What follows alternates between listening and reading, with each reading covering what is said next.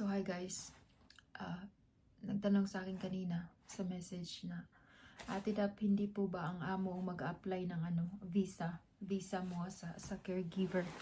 Ano po siya, nito po kasi yan, ang amo is magbibigay lang po yan ng job offer sa'yo as an applicant. So ito yung sa akin,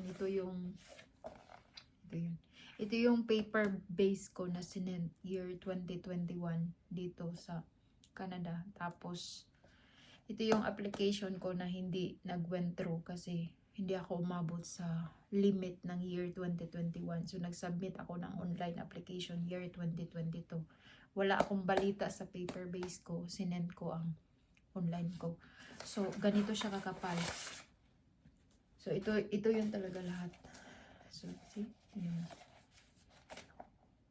So this is how thick it is.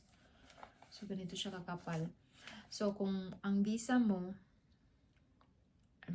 nandito, ang amo mo is magbibigay ng job offer, right? So isa sa mga papel na to is job offer ng amo mo.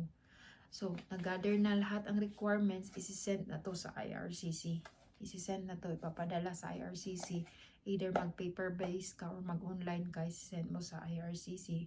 Paglabas niyan, pag halimbawa, tawag nito, eligible ka na, approve na ang application mo, meaning eligible ka na, like your application approved na, so yan na, lalabas, magre-request na yung immigration ng passport request. Ibig sabihin yan, pag mag-passport request niyan, lalabas na ang visa mo, itatatak doon sa passport mo. So yun, ganun po. So ikaw mag-a-apply kasama, nandito yung job offer ng amo. So dili ang amo mag-apply. Kung mag-DIY ka, so ikaw, kung meron kang consultant ang mag-aayos nito, isi-send sa IRCC.